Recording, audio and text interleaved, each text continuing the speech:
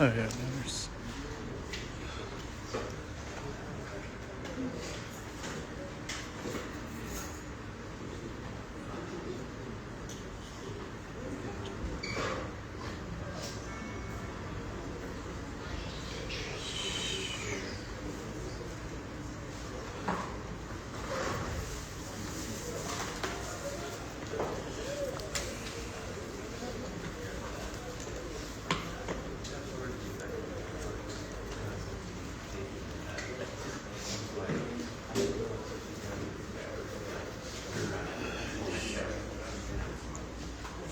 Dang, I don't. Yeah, just. Yeah. I appreciate you so much.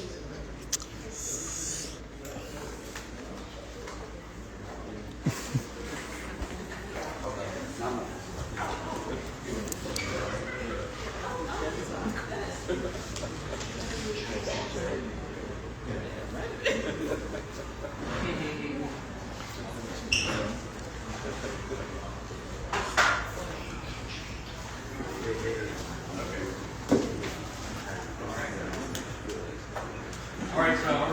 Hey. Hope y'all enjoying your stay in Clarksdale. You know, we kicked this thing off yesterday with the screening premiere of Sinners in Clarksdale. That was pretty magical. I hope y'all felt the beauty of that moment. It was good experiencing it together. So today, we got a panel with a series of our farmers and folks who's helping fuel the good food system here in Mississippi. My name is Tyler Yarbrough. I work for Partnership for a Healthy America and Rootswell. And first I want to, everyone just maybe say your name and what you do. And then we want to start off the conversation. We'll get into the questions by doing some land acknowledgments. So just your name and your position. Hello everyone, Alex Lawson. I am here wearing many hats. One is co-steward for the Center for Missing Food Systems, and I'm a senior vice president at Hope Caton. Hi everybody, my name is Benny Brown. I'm with Drive Industries and Uptown Brown Farm. Hello everyone, my name is Robbie Roberts. I'm with Clarksdale Farm and Activity Project for Outdoor Food Business. Hey y'all, I'm Liz from Star Bread. I'm one of the co-stewards of the Center for Mississippi Food Systems along with Alex and a couple of our co-stewards from this day, Noah, Zibla, and Angel Tunney. I'm Christy Jerry Miller. I'm a fourth generation farmer here in the Mississippi Delta. Our family farm primarily grows rice and soybeans. And we farm in Timcas and canola. Hi everybody, my name is Jameria Skillum. I work at a Partnership for Healthy America alongside our retirement and Army coordinator. Whatever you need, I do. All right. Now, we want to ask, can y'all hear before I got the mic? No, we need the mic. Okay, we need the mic. Check, check. Yeah. Okay. Sounds good? All right, thank y'all. So I'm going to go to Liz so we can get some land announcements first before we dive in. All right, so what I'm about to share are some land and people acknowledgments that were created from a group I've had the privilege to work with, the Mississippi Food Systems Fellowship. It's a group of leaders around the state, specifically based in Jackson, the Delta, Choctaw, Mississippi, and the Mississippi Gulf Coast. There are 5 individuals in each of those regions that have come together to really continue to learn about food systems and think about how to transform their local food systems. On their first gathering together, they thought about their ancestors, the land that they grew up on, and created these acknowledgments. So I'm going to share one and pass it along for my colleagues to share some others. The first one, this is from the Choctaw cohort. We acknowledge those that were brave enough to stay behind, paid the ultimate sacrifice through racism and adversity, and survived as Mississippi Choctaws. Our ancestors paved the way to our sovereignty and self-determination. Tribal leaders before their time may not have known it, fought for our education, culture, and way of life. The Delta.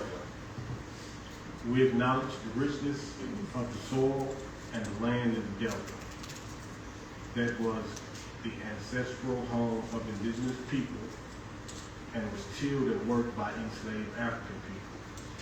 We make a commitment to restoring and regenerating the soil, making it more prosperous and accessible for ourselves and the generation that follows. From Jackson. We, as Indigenous, African Americans, Latinx, and women, are Mississippians.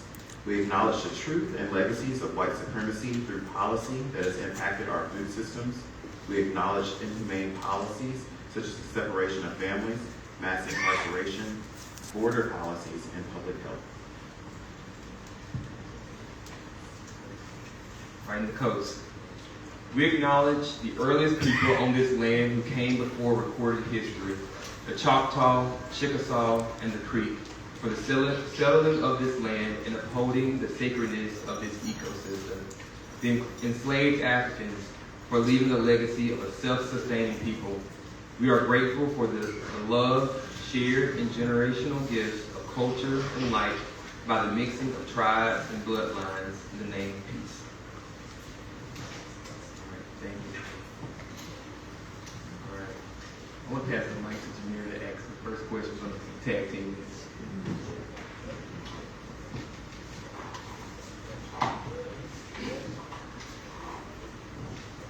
All right, so we're posing this question to all of our panelists. When we talk about the representation of Mississippi, it's often depicting slavery, plantations, and oppression. What's happening now that should be the focus point? And how should we expound on it? Who would like to go first?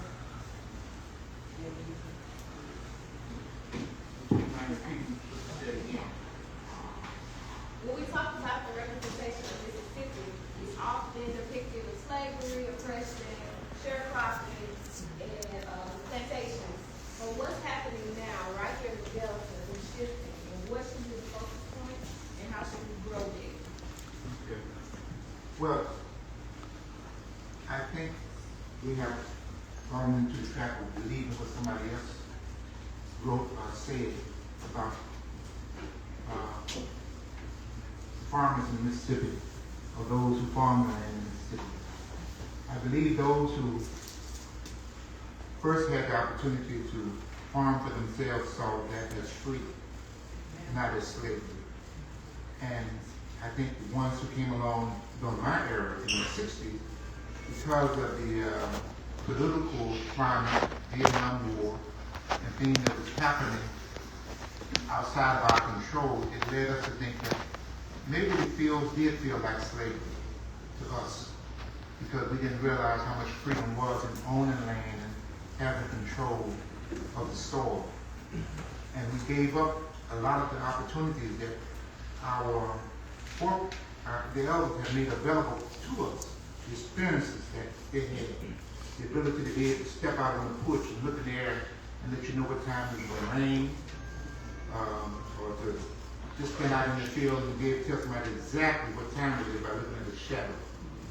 And we gave up all those experiences, we gave up all that knowledge, and went to the grave with a lot of them because we felt that it enslaved us when it really was what was empowering us.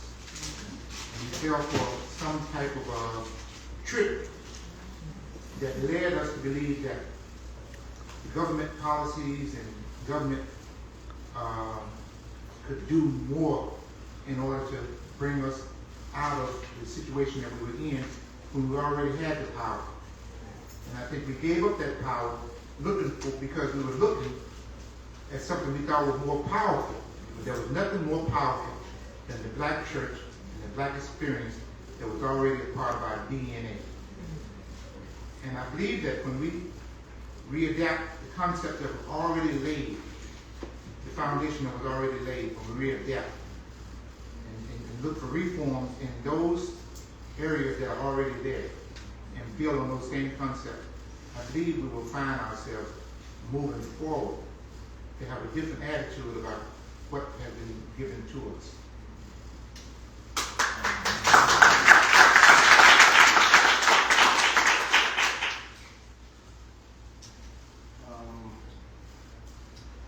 think we need to start shifting more and thinking more about Can you bring the mic closer? Thank you. thinking more about wealth, health, prosperity, and community. Because we have such an abundance of fertile land, and we have such an abundance of fertile land, and we need to start using some of that fertile land to grow more food that we eat, to be able to supply the people in the community. Because once you start eating more healthier, you can think clearly. So, and that's one of the things that, I see a lot of Mississippians are missing out on. Because once you start eating more healthier, and you can start thinking more about prosperity and not thinking about the negative side of things, start thinking more positive about life and all of those things.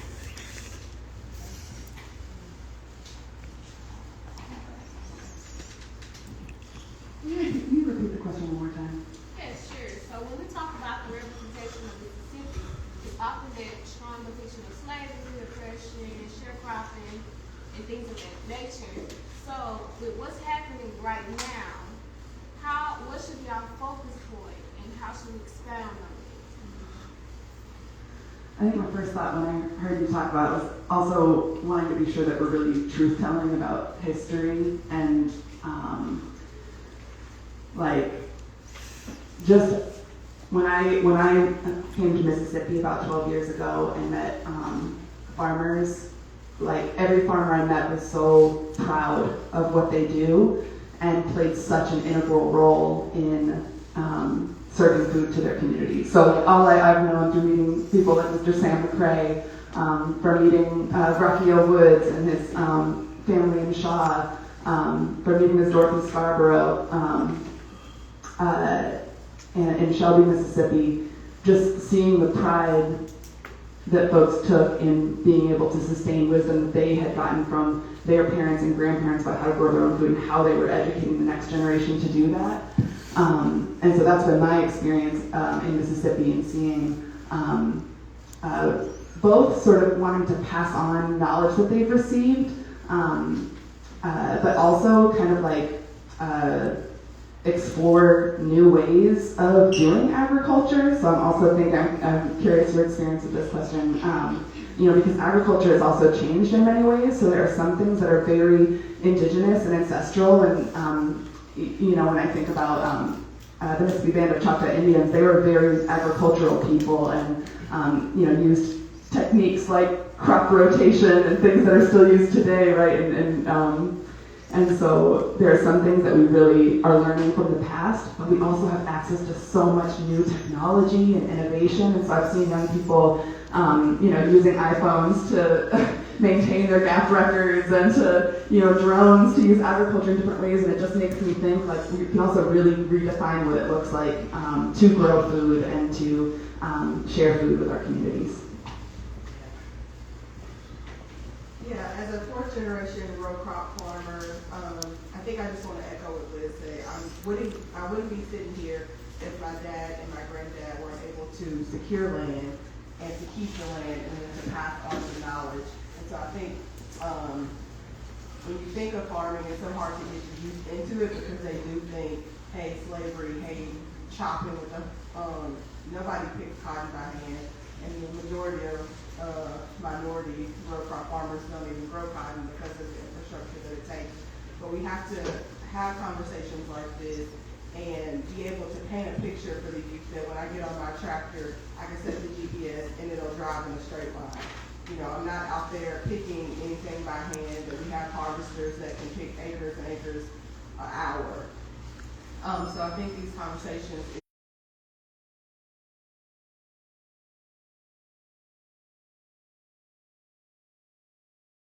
because they have the strength.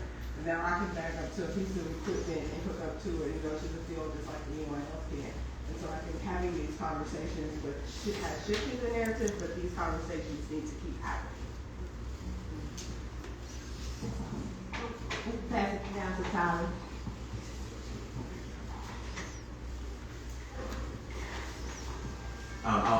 quickly note, someone from the film yesterday said something that stuck with me, and he talked about how they had to go out and build these sound stages to create what we have here, and we have it in our own backyard.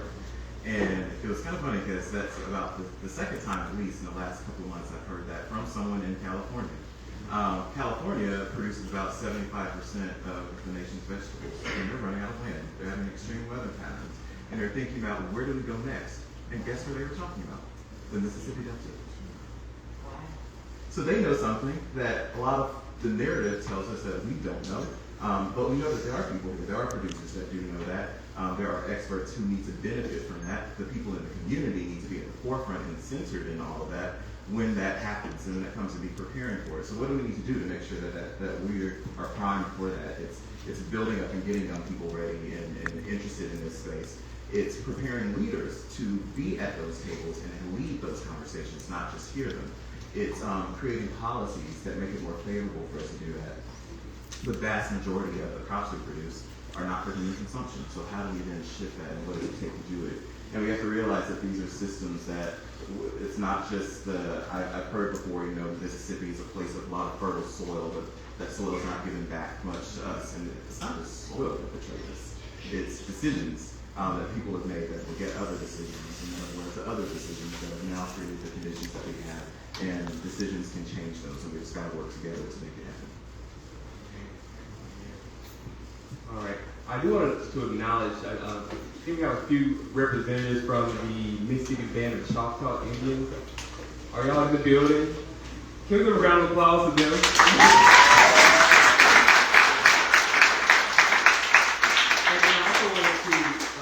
If anyone would like to come up and speak, we'll love to give y'all the microphone to say a few words.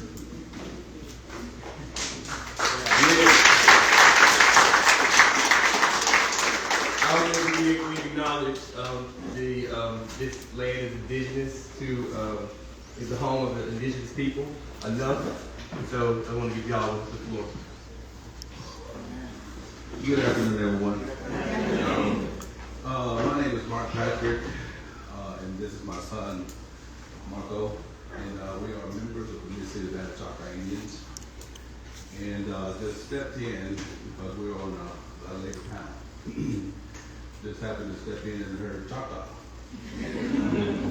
So anyway, so that kind of intrigued my interest, but I wanted to say the indigenous, the tribal people here in Mississippi has always used nature to their advantage. We would think, if any land is fertile, it's right here where we stand. Thankful to the Mississippi River. People would think floods are bad, but the natives understood that when the land is flooded, it also brings nutrients to our soil, right. For better plants later on. So I remember, as a young boy, my grandmother, who was full-blooded Choctaw, I didn't know about soil transfer and fertilizing and things like that. I remember as natives, we wasted nothing. Nothing was wasted. Even the waste that came out of animals went back into the soil. We would use cattle, even today, poultry waste goes back into the soil to make things grow again in this complete cycle. So we have, and I think it rounds up to the word work, and as long as there was work involved, I think learning comes with work. So it was a rotation. So everything that was passed down from earlier generations to my grandmother, to my parents, and to me, and now down to my son. So as Mrs. Band of Choctaw, we do still practice, planting our very own, which that back in the 1800s, 1830s to be exact, there was a removal of the Choctaw Indians from our homeland, and we were forcefully taken, and land was taken, And at one time, we owned land as far as the eyes could see. And all that changed. Now we're set on reservations. And our boundaries and our limitations are there, but we take advantage of what we have. So we have learned to set up greenhouses and teach the young ones how to grow and regrow and share. And I heard a little bit about community. Our people have always been a close-knit community. That when someone kills a hog, everybody gets to eat. You know, everybody, you know, someone, builds a big garden. The whole neighborhood is fed. You know, it was all about sharing and supporting one another. And that's what we stood for. So all those things is passed down, you know, from generation to generation. I'm gonna let my son speak for a moment. Hey everyone, my name is Marco Patrick. My dad pretty much said everything I wanted to say. I will say this though, agriculture is such a big part of our people's history, and sadly it's being forgotten. So I just really enjoy hearing things like this, stressing the importance of how agriculture is very important to everyone's life, not just the Native Americans or other people, but it's very, very important. And I hope that we can have a better awareness and understanding of it. Thank you.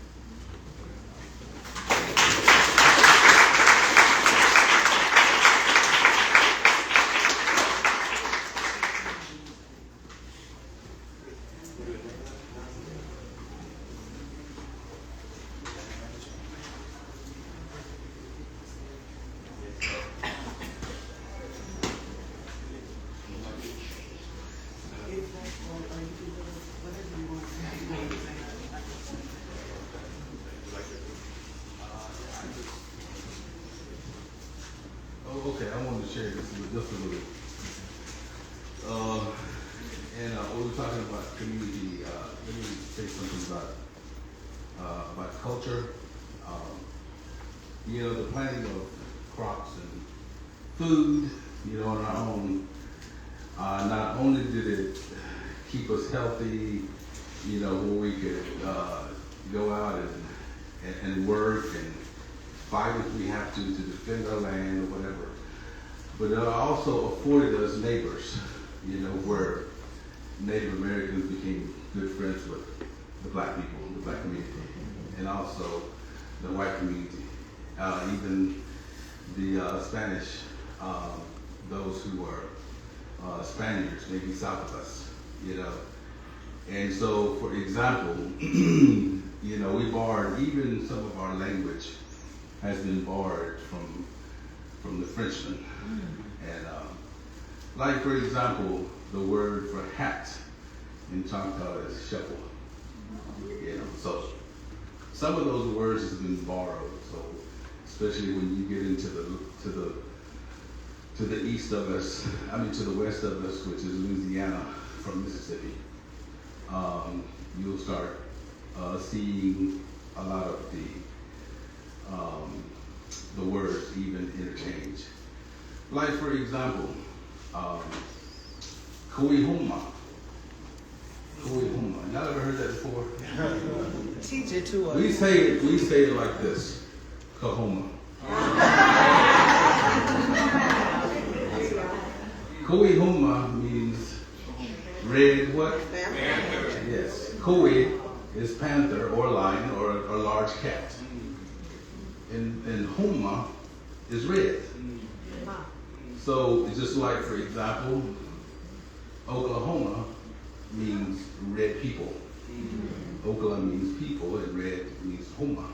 Okay, so it afforded us neighbors. So not only was it within the Choctaw community, but it spread out to the black community, even to the Chinese. And so we became good neighbors, and this is where we learned to trade. If I killed an animal, and you had crops and you had vegetables that I wanted to trade with you, we did that. We lived off the land, whether it was hunting, and so on and so forth. Like, for example, hunting. You know, you always wondered, and I hope you have time for this. And, you know, we always wonder sometimes when we go hunting. You say, these guys are buying camouflage and to go out there to hunt deer. Why? Deers are colorblind. So they buy. So there's millions and millions and millions of dollars that's being spent on camouflage. So when you're a Native American, you don't worry about that. So they say, what about this, all this scent and stuff that you have to buy, this spray and this soap and all this that you have to get the human scent off? Be a Native American, just burn some leaves and stand in the smoke and get all the smoke in there. That'll save you a couple of bucks. Anyway, it's good to be indigenous. It's good to be a Mississippian. It's good to be an American. So that we can all work in harmony, live together, learn from each other, and be in harmony. Thank you.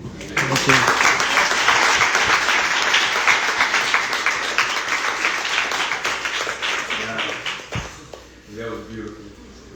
Yes. I think, again, you know, sometimes you gotta always remember that this was once indigenous land. And we're just on it now. We're just on it now. This has always been indigenous land. Sacred soil. Can y'all say sacred soil? Sacred soil. Sacred soil. Sacred soil. Sacred soil. I want to pass it over to Mr. Benny because I think you continue. You are a force. I think you hold so much. You're one of the knowledge bearers of this area right here. You ground me and pretty much everybody on this panel. And I want to hear your story when it comes to Swan Lake Association, because there's so much history on that sacred soil. And also, Ryan Coogler was able to visit you on yesterday too, and touch the soil, to touch the water next to the soil. Oh, you see these pictures right here? Justin Hardiman beautifully captured those. Justin, wave your hand, everybody. Yeah. So can you tell us a little bit more about Swan Lake and how that experience was for you yesterday with Ryan Coogler? I'll try to be as brief as possible. Swan Lake Association is an association of churches that was organized in 1870 after the Civil War. Most of the churches that were part of that association, that are still, some of them still part of that association, came together in an effort to educate the children, those who were up in those churches, because education was very important for those who had been enslaved and had been forbidden to read or write. And so now most of those churches became centers for education. You could walk into I don't think they even structured it first and second grade. They just had classes to teach math, reading, writing, and arithmetic. That's what they taught. And you could find ages from 6-year-olds to 40-year-olds sitting in the class because people wanted to learn to read in order to reconnect with family members who had been sold off and those who had been strayed away, and they wanted to learn to read the Bible, most of all. The association served as that catalyst to bring those people together, to start teaching structure and unity among people that had been kind of forced away from their language, their heritage, their culture. And it was a unifying effort to bring people back together. St. James Baptist Church, which is part of the association, was formed before the end of the Civil War in what we call a hush harbor. A hush harbor. Can y'all say hush harbor? Hush harbor. Hush harbors were places where the enslaved went at night after they had eaten and settled down on the plantation and had put the master to sleep.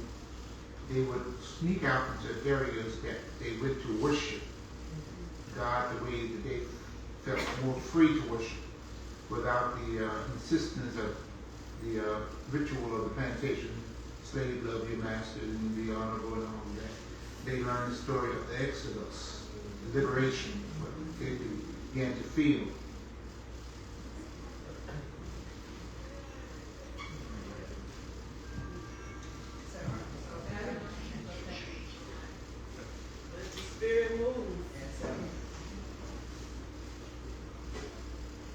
And as they felt this, they were empowered to understand that God was on their side. And they know that they had gained freedom without ever having to have weaponry or anything at their disposal. And so it was that faith that gave them the liberation.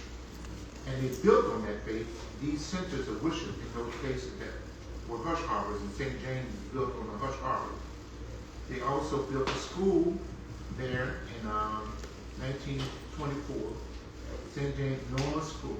Mississippi began to help these areas build normal schools. Hawthorne was one of those schools, and it only went to the 8th grade. If you finished the 8th grade, you could even teach in the Negro, so-called Negro schools. In 1940 and 50s, these elders decided that they wanted to purchase the land.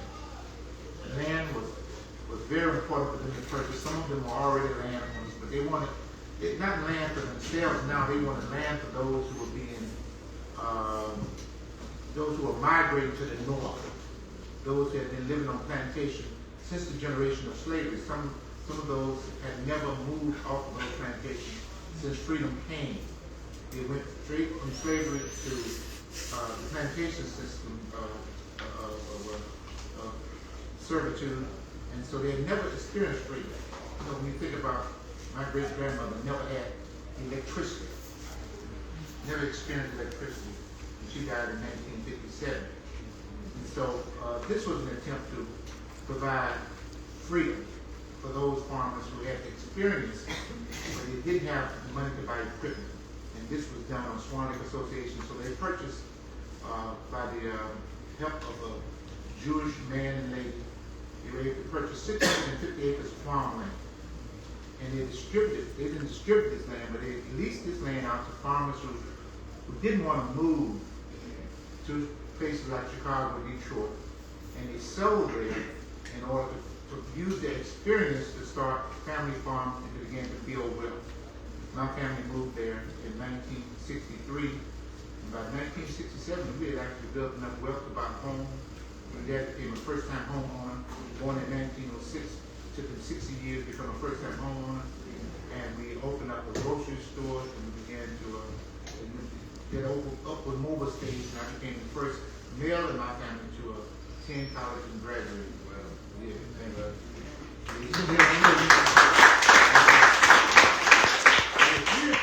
years passed, as I said, this freedom that was to my father became to me slavery, because I no longer wanted to work the field. I no longer wanted to be a part of that system, because it didn't offer the opportunities that I felt like were offered through other the academia. And so most of us felt like that after the 60s, the civil rights movement, and with college will open up, everything was opening up. So when things began to open up, we left the farms because we still didn't have ownership.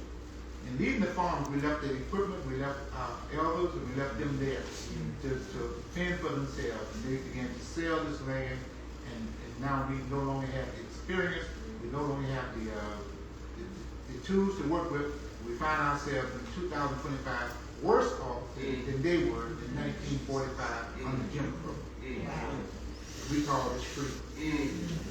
Yeah, that's what we think it is. But anyway, what we have done, we have started back along with Alcorn State University. We entered an MOU with them in order to start agriculture, put agriculture back into the home community college.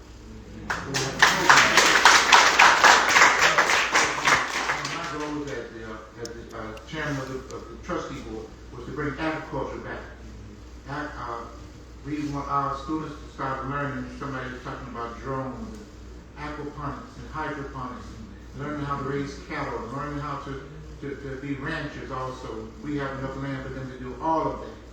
Instead of just, we don't want to be have tunnel vision. We want to be able to do that. But we're starting an incubator in order to train farmers. If you want to come there and somebody says something about work, if you want to put in work, then all you have to do is come there. We're doing the same thing for you that was done for my father. We have to supply the seed. We'll give you the land. We help you go to the FSA and register your farm. We help you scale up. We have more land than we have producers. We have the land. We just need producers. We have leased that 650 acres out for the last 20 years to white farmers. But this year, we were able to do a struggle. We had to struggle in order to get this land, 400 acres. And we released that to Ms. Bland. We got 200 acres to secure after this year and bring it back in so we can begin to lease that land out to small farmers who can scale up to just 5 acres. You can make $100,000 a year on 5 acres. And that's the one crop. By the time you get to growing cucumbers and making pickles and everything else, it takes a different type of cucumbers. You don't even need no water now. Let somebody else do that. Just one crop. And you know, George Washington Carver had a story. He wanted to do so much with the land. He asked God to show him how to just grow everything. And God let him, he said, God told him that that's too much. It's too much for you to know. And he said, well, break it down to just one item. And so George Washington Carver said, just teach me about the peanut.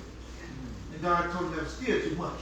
We're going to give you enough that you can help others. And that's when he began to learn about the peanut. And he took so many, it took one product. And he just learned so much about it until he was able to help so many people. And so that's what I'm saying. We just take one item. I go out there and grow cabbage, different type of cabbage. I ain't got to be all over the place. You grow the watermelon. I grow the cabbage. You grow the peppers. And we just put it all together. Now we got it going back, the same concept. And we scale it up. We scale it up. So it's not, we don't have to do anything new. The practices that weren't available for my father through FSA and the USDA are available now. They have to, everything that they give out now has to go to everybody. They can't discriminate anymore. And so we just need people who are willing to put in the work. We got to put in the work. 150 acre farm next to ours was sold because the great-grandchildren became disconnected from the land. And so it's my goal to live long enough to reconnect this generation back to the land so that when I get to heaven, I don't have people looking at me cross-eyed because I have to see the land.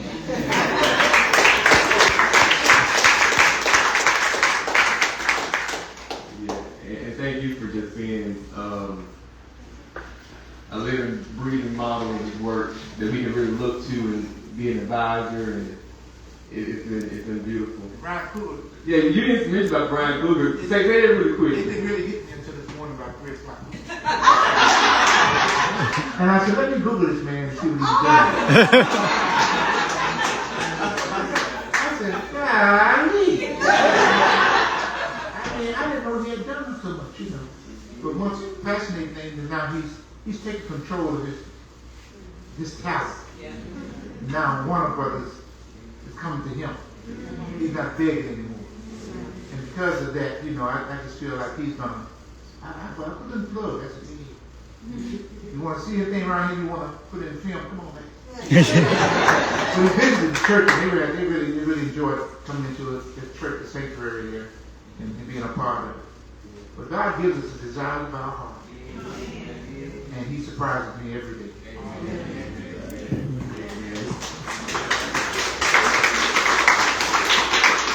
And it was the last thing they did before they left Clarksdale, or this area, so they're really grounded. All of it out there, around all the pictures and everything. We took them to church. Yeah. We took them to the land.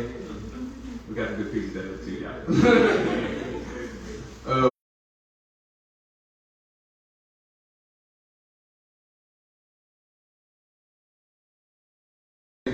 different farmers, helping aggregate their produce. You got a van, a sprinter van now, so you can expand your markets to several different counties. Can you talk about like, what you're doing with your cluster of farms? Yeah, you just talk a little bit about that. And talk about too, because you're trying to combine like this farm incubator and work collaboratively with Mr. Benny too. Talk a little about that as well. Well, yeah, like we're doing some of the same stuff as Benny as far as the incubator farm. Cause the Happy Food Project, that's a project that I started I think back in 2017. And the reason why I started it because I was going around through the desert learning how to grow food and just seeing a lot of stuff that was missing. I didn't see a lot of farmers working together or trying to help each other. So we started the Happy Food Project, and it's a project that we work with under-resourced growers. We provide them with seedlings, soil, fertilizer, all that good stuff, and then training and knowledge. And we also help them sell and market their produce. And we help them sell. We sell now through a Food is Medicine project.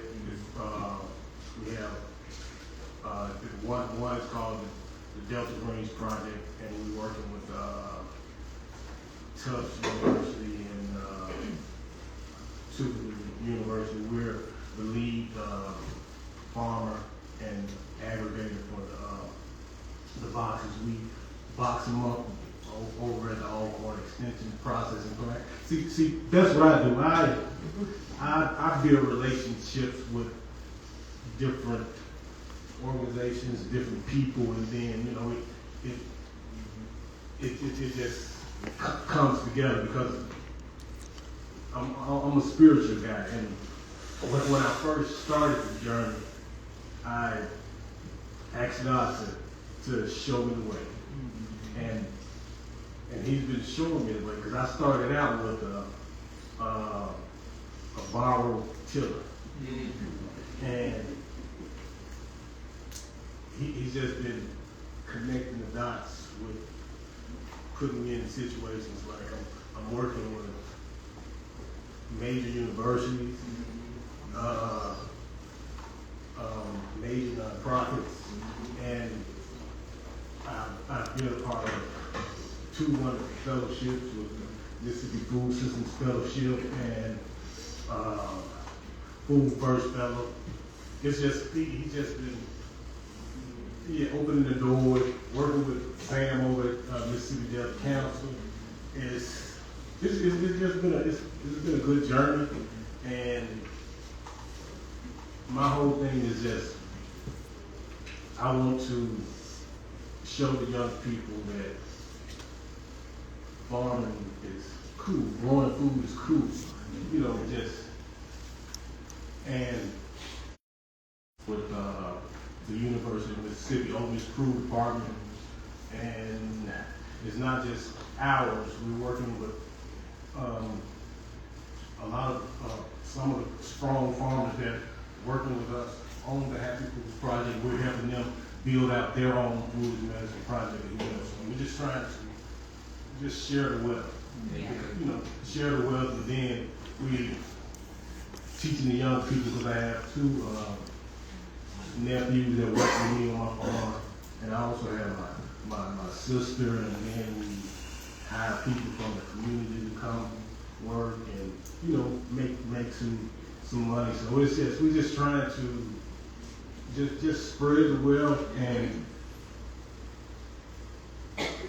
give and provide people with healthy food though, because food is once you start eating right, you start thinking right. Yeah. So if we can just educate people on healthy, a lot of the stuff that's make it a city, I think. And that's why, you know, I like it. That's why I really want to grow a lot of food and teach other people how to grow a lot of food, and then create these markets where when we grow this food, we know where we can take it and sell it at, and not have to worry about, okay, we're growing this, then it's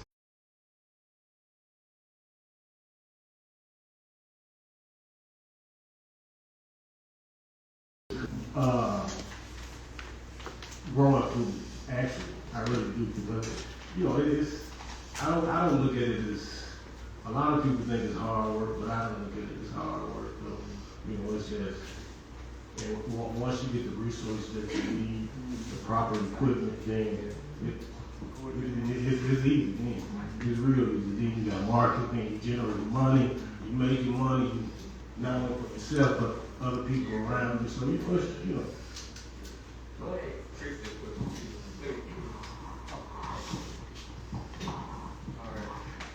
Yeah, thank you. You know, our history is rooted in cooperation. We talk about self-reliance on the farm benefit us. You know, cooperative networks. And I want to ask Chris their question, because again, you're fourth generation farmer, and so that definitely meant a lot when it comes to just like wealth creation, real wealth creation for your family. So. Can you just talk a little bit about that and how that land stayed in y'all's family for these 4 generations?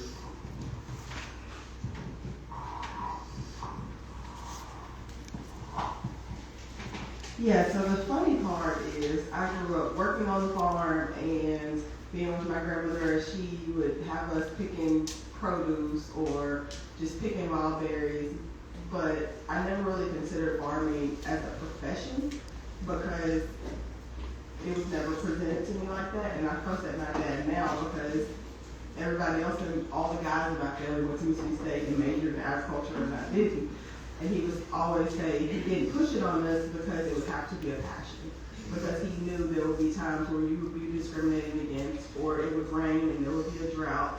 And he actually said in the 1980s when he graduated from Mississippi State, there were more farmers going out of business than were going in business. And when he went into USDA for a loan, they basically told him, why do you want to do this? Like, you're not going to make any money. He jokes that he was like the first 10 to 15 years, he broke even.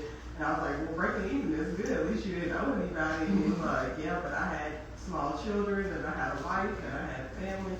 But he was just able to be resilient in spite of. And I feel like he always tells me 1 monkey doesn't stop a show. And I'm like, what do you mean? He would, like, there was times where he would go to USDA and they were like, oh, we'll get back to you. And one time he told the loan officer, okay, he said, I need to send your file to Jackson. And he went in there, he got his file, he drove it to Jackson, he waited on the response, and he drove back to his local office. And so that's the kind of spirit that I grew up in. And so he, like now, traditionally, his minority farmers had the worst land. And sometimes they would choose the worst land even when they could afford better because they didn't want it to be taken. And he was like, now he does improvements to the land, so now we're about 70% irrigated. So I don't have to worry about if it rains because I can water my crop.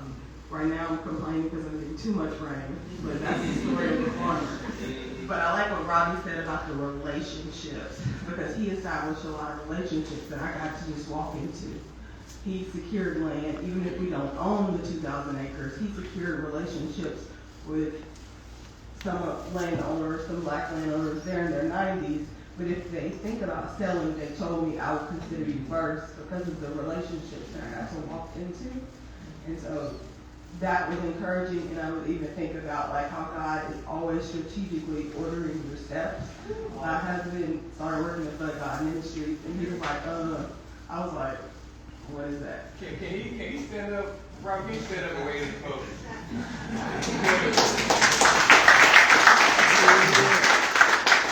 You get a picture right in the middle. Yeah, so he originally was from Oxford, the land of, I would say, privilege. He would say, I'm doing a job in Jonestown, and I was thinking to myself, I drive through Jonestown and nothing really stopped at, so I don't know what you're talking about. Right. So, I was like, not trying to be rude, but most people drive through Jonestown, they don't really stop. But the relationships, how God was ordering my steps, and he started working on Mr. Benny, and then he told Benny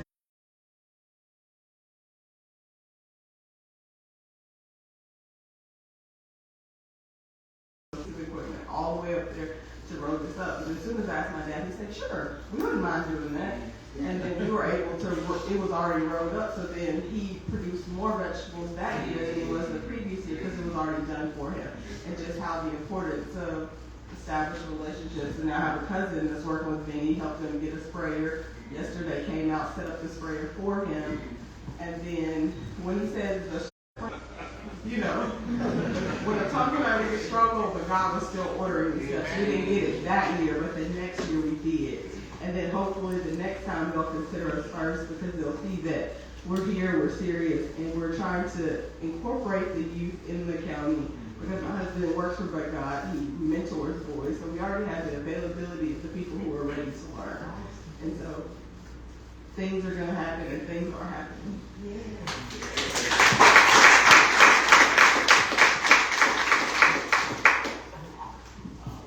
I want to ask two more questions, then I'm going to open up to you all. This question is for Jameria.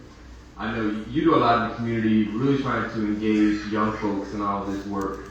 I know one thing, Justin Hardiman, he had an exhibit at Travelers Hotel with these photos and 9 extra ones that he did back in 2023.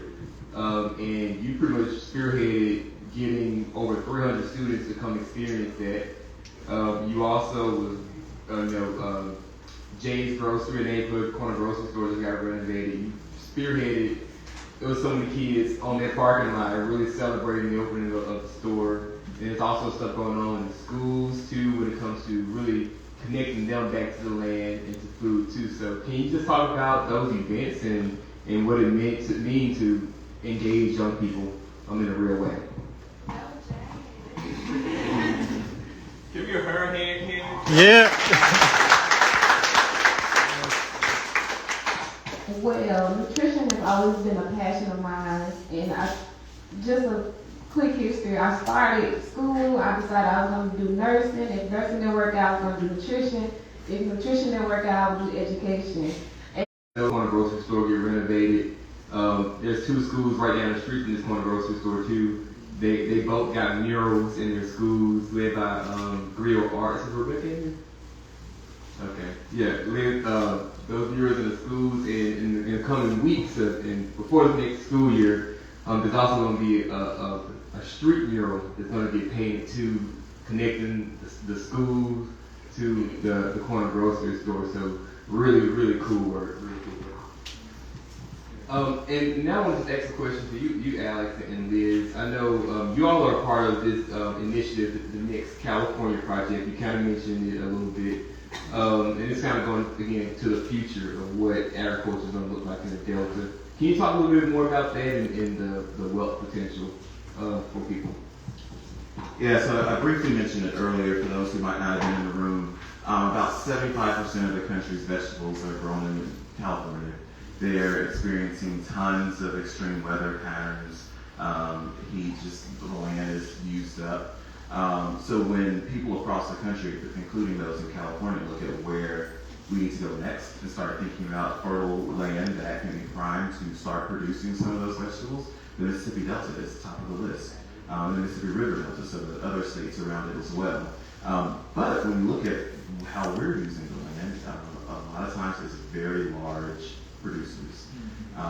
And with government incentives to produce certain things that are not necessarily for human consumption. They're for fuel or for animal feed or for other things like that. So we started saying, what would it look like if we shifted that to 3%, just 3%. And that alone would transform this economy. However, if we let it go the way that things normally go, the way systems currently work, none of the people in this room will likely benefit from that. that money is not going to go into your pockets. It's going to go into those same big producers who just shift things or make little changes.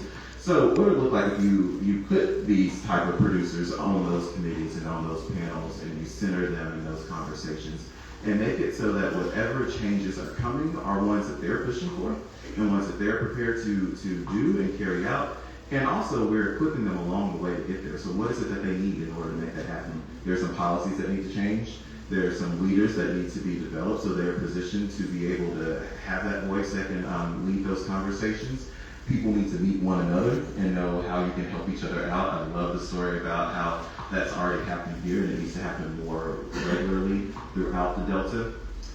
We need more young folks who can come in so that we don't have this gap of knowledge as people get older and phase out of the work. And people need money. And that's where my work is. It's really, it's kind of silly in my mind when we talk often, we sit and we think for months and years and like, well, what is it that people, how can we get them, they need money. And we take it for granted that so many people do have it. Like I mentioned, the government subsidizes a lot. So how do we get people to be able to have the equipment they need to be able to do the work? To be able to get the education they need, to be able to have the loans that they need to buy the seeds or whatever it is up front. So yeah, we're looking at all of those things, and it has to work together. It takes an entire village plus of people rowing in the same direction to make sure it happens. But that's what, I don't really like the name Next California, but that's what we're calling it right now. But how do we make this region next up for that work? Liz, you want to have it? Yeah, I can just build on that a little bit. This sort of gap sometimes between where resources exist and how they're being funneled versus how we really need to access them as a community. And so, like some of our work with the Center for Mississippi Food Systems has been about building that leadership through the fellowship, about connecting people. So, back in 2013, a group of 9 organizations around the state came together called Mississippi Food Justice Collaborative. And that group's been really trying to build relationship together. In the world of philanthropy, a lot of times smaller organizations are overlooked for funding. That when the Food Justice Collaborative came together, they came together at first to apply for a Kellogg Foundation grant. And this is a group representing Black farmers in the Delta, Vietnamese fishermen on the Gulf Coast, indigenous Choctaw farmers, and none of the groups had received Kellogg funding before to do food justice work. And Kellogg has been funding food systems work for a long time in the state of Mississippi. But because those groups came together, Felicia Bell was a big part of convening those folks together. They received grants to do different projects in their communities.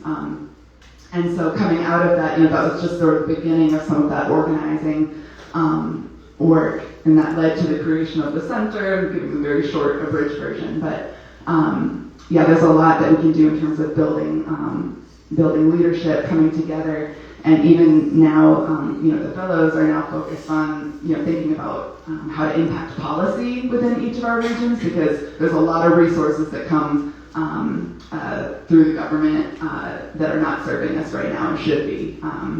And so, I think that's all I'll say for now. Our next, the center, one of our next initiatives is the center is to work on a Mississippi, food plan, basically, kind of organizing within each region to give input on the food system that we want to see across the state. So involved in that work too. I did want to give this question to Alex and Liz. There are laws and policies that protect us from all kinds of things. There's laws to protect you at work, so if you're sick, you don't get fired. There are laws and policies to protect you at a grocery store if you slip and fall, that you can get compensated for that. But y'all don't realize the work that goes into making sure you got a steak and a potato on your plate, besides a restaurant. So the question for you guys is, what is food justice and why is food policy so important? Because people don't know how hard it is to protect these farmers and for us to eat.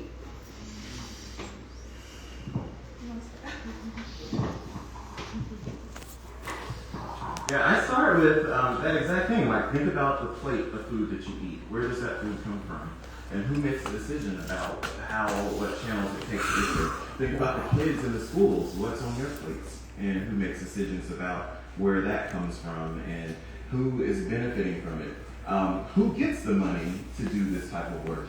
There are millions and billions of dollars handed down from the federal government to grow certain crops or move production in certain areas, or to regulate certain policies and laws that are related to food. Something I think about often is that we're often told that change happens really slowly, and in many cases it does, but COVID taught me that it doesn't have to.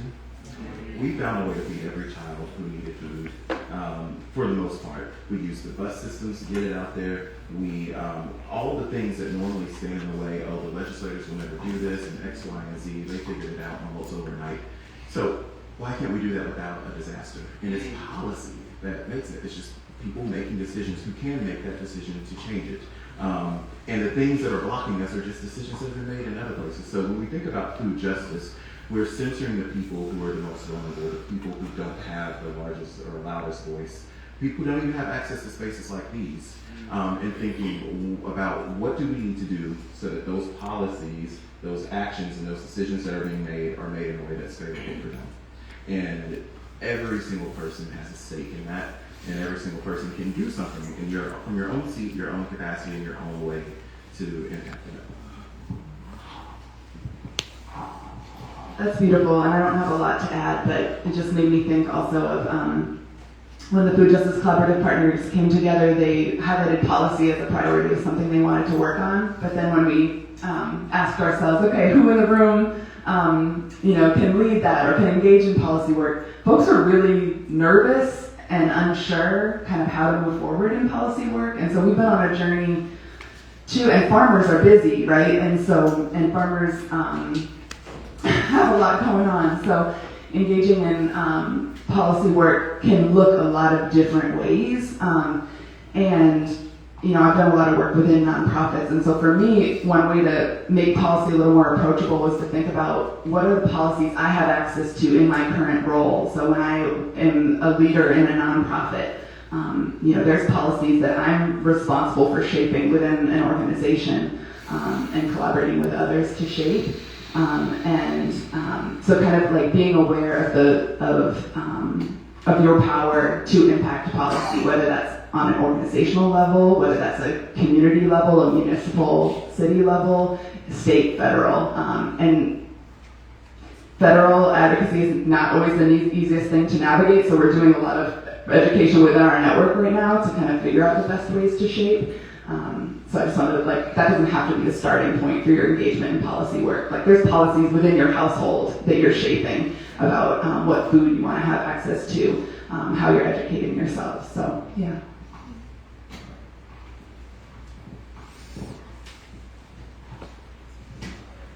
I also wanted to acknowledge another hero and knowledge bearer, Sam McCray. Can you stand up and wave too?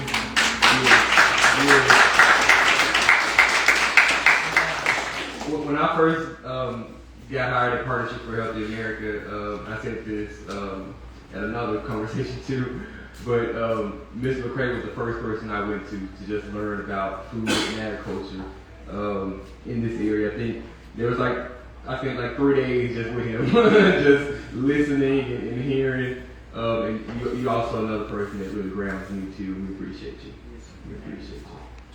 All right, I know we're at time, but I think we can take maybe one or two questions if you all have any.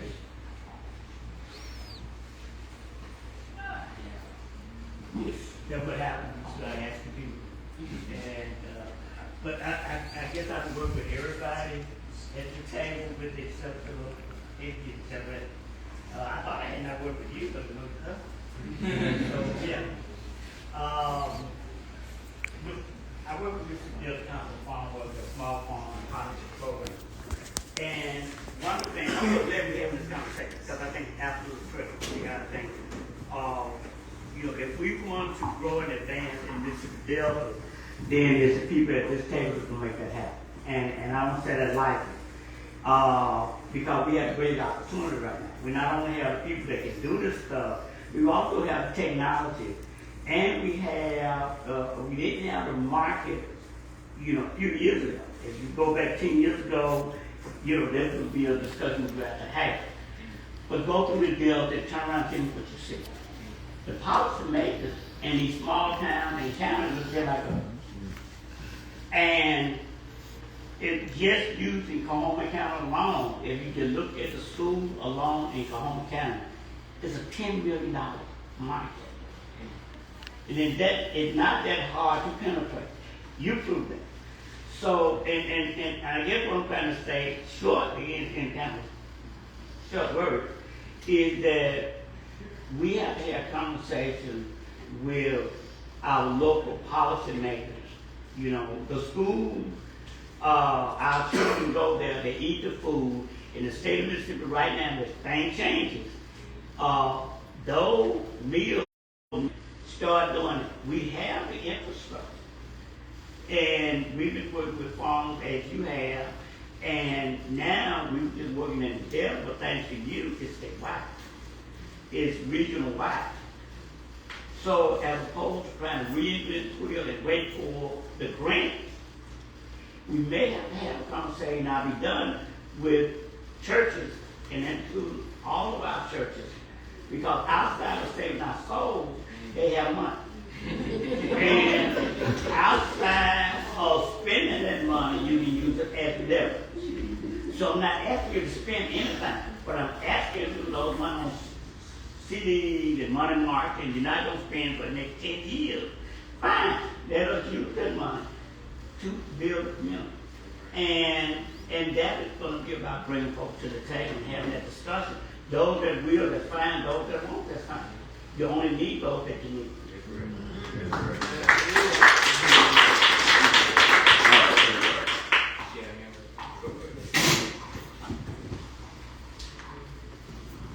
I just want to say thanks so much for being here. I'm Jen Novan, and we're at Clarksdale Collegiate. And this summer, we're going to start a small community garden. We have a grant we got from the Mississippi Department of Agriculture.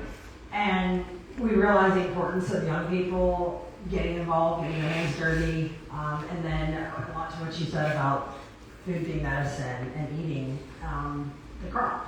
And then actually letting families come in and harvest and take home and do. So I just want to say we're learning, and any help, and I'll help, is welcome. So I'd love to get contact information. Thanks for being here. Thank you. Yeah, it would be wrong if I didn't say anything. My name is Keaton Devontae, Mr. Young, as it relates to Ludwig High School. I'm a CTE, diversified agricultural educator. And even last summer, they pilot work-based learning programs with the State Department. I've had the privilege of rewriting environmental science, forestry, and horticulture curriculum for 2025 to 2030. I got partnerships from Greenville to Greenwood.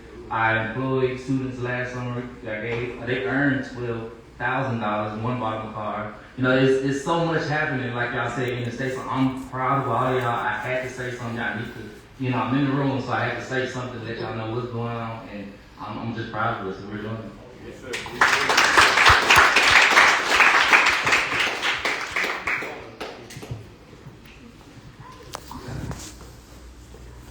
Just a quick question. I'm a reporter with Mississippi Public Broadcasting. I thought it might be easier to ask this in a group. I was just really curious about how you may or may not be affected by the kind of political climate with the government and grants or any type of government funding, different things and initiatives. And then second question, if you would, I was just also wondering in the context of centers, what were your thoughts on the representation of like agricultural life within the movie? Anyone want to take the government question? Yeah, I'll take the government part. We are being affected, but resiliency. We're being affected at a time when we are trying to reintroduce farming, especially for young people. But we've been through this before. It's now our first rodeo. And so we move forward with what we have in spite of the situation I was supposed to have irrigation in April, 2 weeks before they started the work. The money was snatched. Money still growing. And it stopped because of that. Because we had a person who was given the privilege of going into the White House, who gave another privilege to another person who decided that this money was for programs that represented DEI or something, however you want to call it. But the climate smart programs, and the language, the nomenclature has to change. So they had to rewrite the whole program to not reflect climate change or underprivileged farmers. And so, but they can't write you all the way out. So when it comes down, you have the same, you just have to go for what you know and use what you know to apply for the programs that are available. But in the meantime, you continue to work, continue to keep records, and we're not farming the way some of our four-parent farm, we're organized now. We have a FSA number, we have crop numbers, we have all that in order. So when the big lawsuits come, we'll be a part of that also.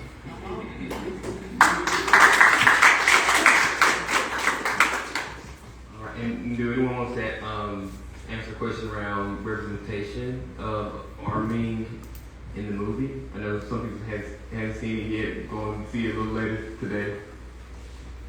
Yeah, I can tell it's good. Okay. I think the representation of farming in the movie was accurate for that time period. I guess maybe if they could do a Sinners sequel and show how farming has evolved, I think that's important for our youth to see that they don't have to stay up all night in order to meet a quota, that they can work smarter and harder. So I think that would be a challenge for the director in coming, that, you know, he could have somebody that looks like my son driving a cotton picker or something like that, you know. So I think the representation was well for that time period, but just to look at how hard our people had to work to get the things and to be able to do the things that they love. He stayed up all night so that he could go play his music the next day, and it takes sacrifice to get the things you wanted. So I think it was represented well.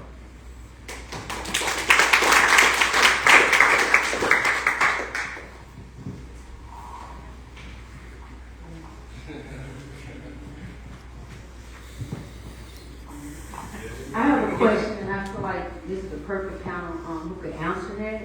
I spoke with you earlier, I think in the week, about the potential of creating local gardens and pretty much community gardens. So I own land here in the Delta, and I'm looking to acquire more. And my question would be, what are some ways that local residents, such as myself, can help support and expand the local food system? And it's two parts to this question.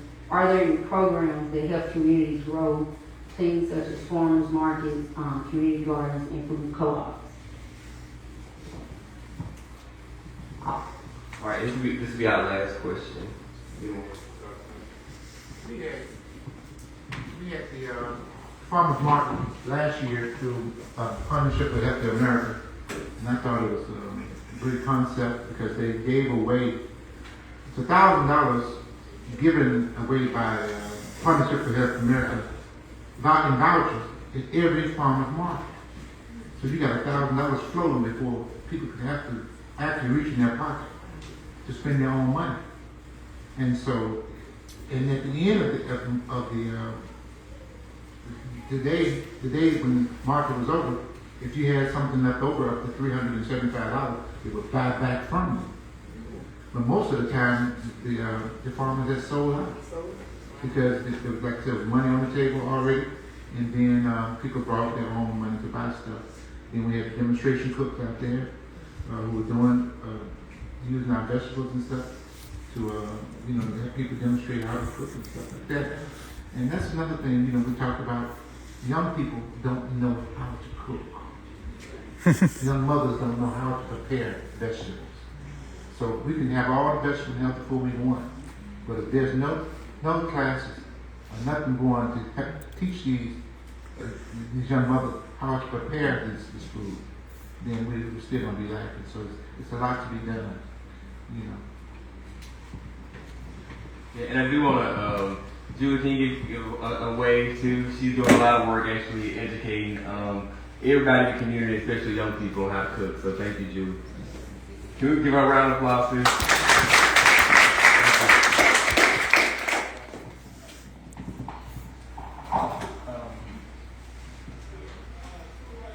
We're doing a prototype farm at this elementary school in Clarksdale. It's called Kirkpatrick, and we're building out a hydroponic greenhouse. I think we have about 18 raised beds, and we're going to do like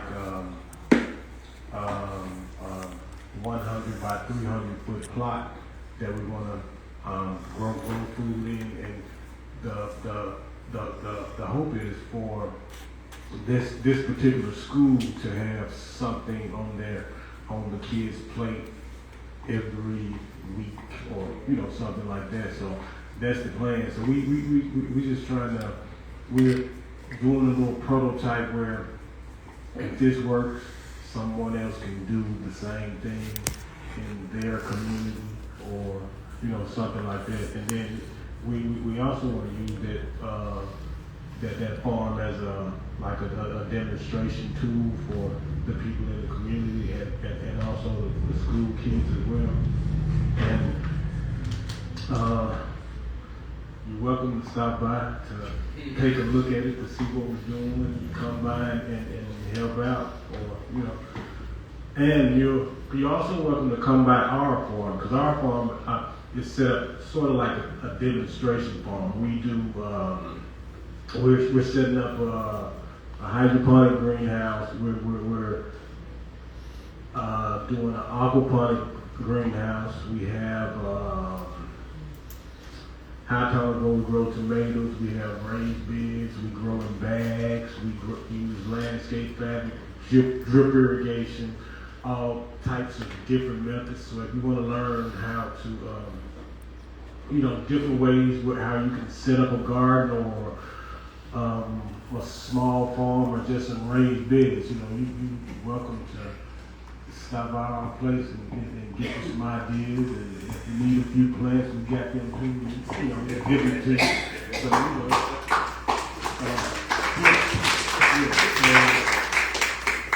but we got the school project. I think is really going to be good, because we're at elementary age students. So we're catching them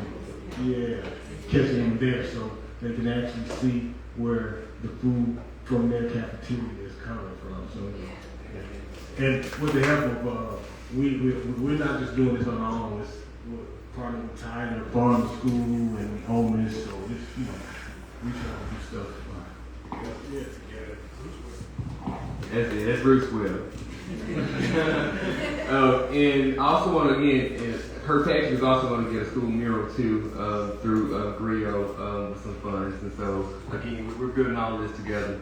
I think that was going to be our last question. No question. I don't have a question. I want to say something. Just say something. Okay. No question. No, me and my husband, we're really from here.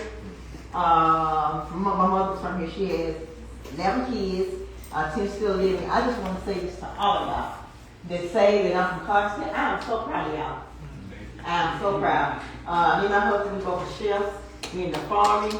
We was headed to Florida, thinking about relocating. But a lady coming here now, we're thinking about coming here.